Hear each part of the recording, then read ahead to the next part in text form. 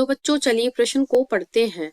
प्रश्न में दिया है, जब किसी द्विगुणित मादा पादप का एक चतुर्गुणित पर पादप के साथ प्रसंक्रमण करवाया जाता है तो उससे बनने वाले बीज में भ्रूणपोष एंडोस्पर्म की कोशिकाओं की गुणितता क्या होगी। इस प्रश्न की मुख्य अवधारणा है मुख्य अवधारणा मुख्य अवधारणा है भ्रूणपोष। तो भ्रूणपोष को इंग्लिश में एंडोस्पर्म भी बोलते हैं। तो जो आवृतबीजी होते हैं उनमें क्या होता है, आवृतबीजियों में द्विग होता है।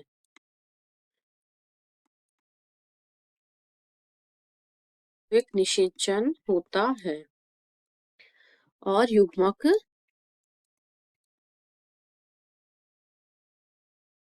युग्मक संलयन से द्विग होता है। तो ये पहले तो उसमें युग्मक संलयन होता है। युग्मक संलयन से क्या होता है, युग्मनज का निर्माण होता है। जिससे क्या होता है, भ्रूण का विकास होता है, भ्रूण बनता है।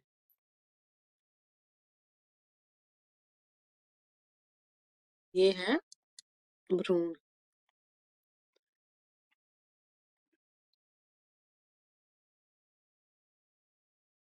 युग्मनज। दूसरा है त्रिसंलयन होता है। संलयन में क्या होता है, त्रिसंलयन में प्राथमिक भ्रूणपोष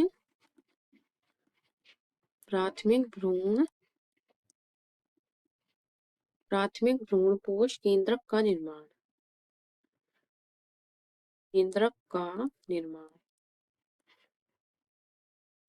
निर्माण इससे क्या होता है, भ्रूणपोष बनता है, भ्रूणपोष का निर्माण होता है।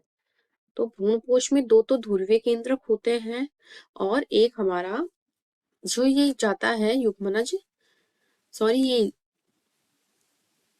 ध्रुवीय केंद्रक के पास क्या होता है, नर के पास दो युग्मक होते हैं। तो उनमें से एक तो त्रिसंलयन जो होता है इसमें काम आता है, एक युग्मक संलयन होता है उसमें काम आ जाता है। तो भ्रूणपोष में पहले दो केंद्रक तो पहले रहते हैं, एक नर से चला जाता है। इस प्रकार जो भ्रूणपोष होता है वो त्रिगुणित होता है। जिसको बोलते हैं त्रिगुणित।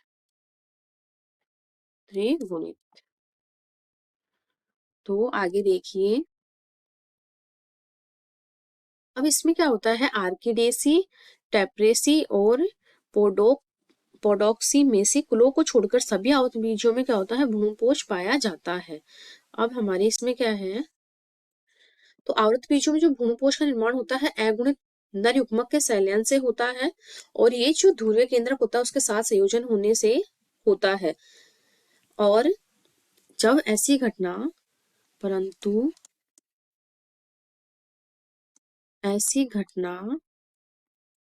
जिसमें नर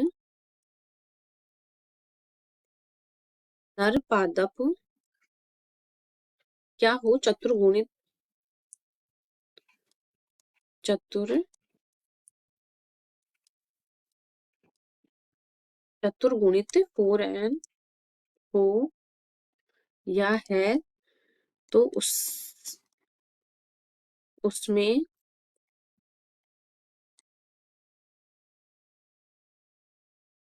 उसमें युग्मक क्या होगा, द्विगुणित होगा, जो कि नॉर्मली होता है, द्विगुणित होगा।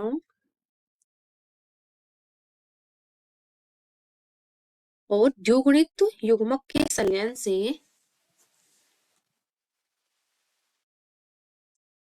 तो इसमें द्विगुणित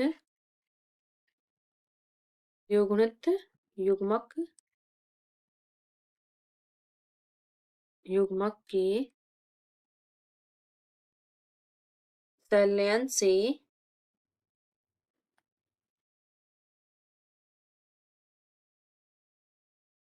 युग्मक के संलयन से क्या होता है, भ्रूणपोष के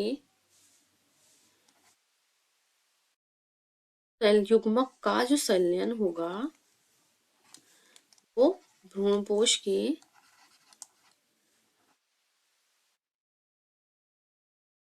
भ्रूणपोष के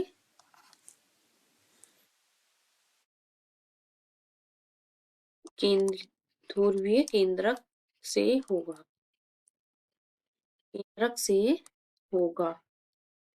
तो इससे क्या होगा, इस प्रकार द्विगुणित तो हमारा युग्मक हो जाएगा, द्विगुणित ही हमारा जो ध्रुवीय केंद्रक होता है वो होता है। तो इस प्रकार जो भ्रूणपोष प्राप्त होगा वो हमें 4n प्राप्त होगा, जिसे हम चतुर्ष गुणित भी बोलते हैं, गुणित भी बोलते हैं। तो अगर इसका हम चित्र बनाए तो इस प्रकार ये हमने इस प्रकार हमने एक भ्रूणपोष की संरचना बना रहे हैं। तो इसमें यहाँ ऊपर की ओर होती है प्रतिमुखी सेल 3 और यहाँ होते हैं इसमें दो तो सहायक कोशिका होती है और बीच में एक अंड कोशिका होती है। ये है अंड कोशिका और बीच में इसमें ध्रुव केंद्रक होते हैं। इस प्रकार ध्रुवीय केंद्रक होते हैं 2। ये 3 सहायक कोशिकाएं, प्रतिमुखी कोशिकाएं इस प्रकार से, और ये 2 सहायक कोशिकाएं और बीच में एक केंद्रक होता है। तो केंद्रक से हो जाता है एक का तो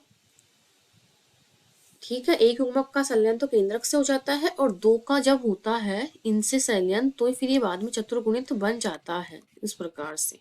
और यहाँ से होता है तो यहाँ से युग्मज होता है जो 2n बनता है। तो अगर इनका नामकरण करें तो ये है प्रतिमुखी कोशिका, प्रतिमुखी कोशिका। और ये ध्रुवीय केंद्रक है, ये है हमारा अंड कोशिका, ये दोनों है सहायक कोशिका,